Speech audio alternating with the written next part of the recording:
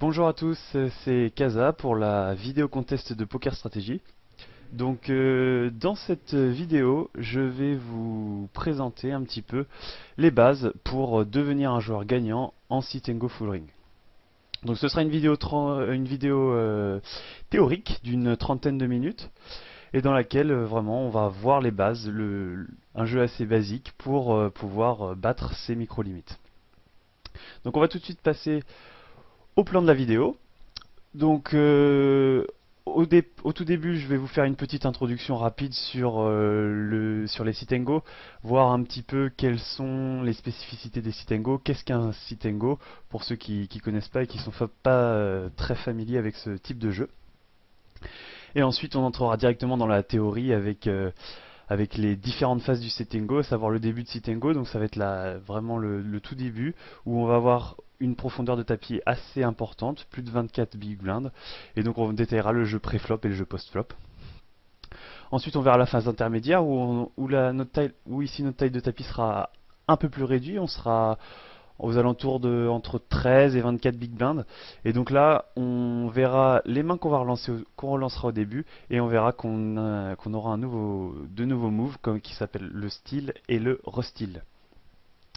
Et la dernière phase, une phase très importante, qui sera le pusher fold, où là où on aura moins de 13 big blind, et donc on jouera soit on se couche, soit on va à tapis directement. Ensuite, je passerai très très brièvement sur une partie importante aussi du sit and go qui est une fois que tout le monde est payé, donc lorsqu'on est in de monnaie. Et donc là, ce sera assez brièvement. Et pour finir, une petite slide pour aller plus loin, pour une fois que vous maîtrisez ce jeu assez basique, comment progresser et comment vous améliorer. Donc on va attaquer tout de suite l'introduction.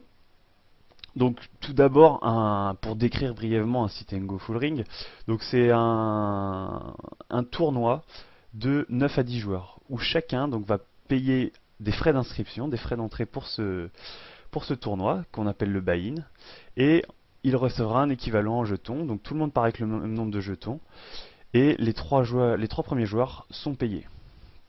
Donc une spécificité très importante, c'est qu'en fait on va avoir donc une montée de blind contrairement au cash game, il n'y aura pas de recave possible. Donc c'est-à-dire que vous perdez 100 jetons, c'est 100 jetons de perdus et c'est ça de moins, enfin ça vous enlève des chances tout bêtement pour finir in de monnaie, donc pour être ITM et pour être payé. Donc cette spécificité, ce format-là, avec la montée des blindes et le fait qu'il n'y ait pas de recave possible, ça va nous amener à adopter une stratégie très très conservatrice. On va vraiment chercher à garder nos jetons et on va chercher la survie pour pouvoir le plus souvent atteindre les places payées. On verra que cette structure nous permettra aussi de faire différents moves, comme le style re-style que j'ai abordé, et notamment le pusher fold, c'est cette structure qui nous permet de partir à tapis directement.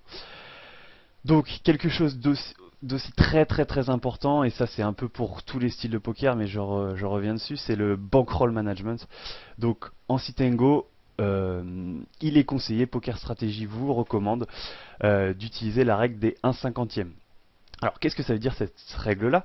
C'est-à-dire que vous pouvez jouer à un buy-in, donc les frais d'inscription ne doivent pas dépasser 1/50e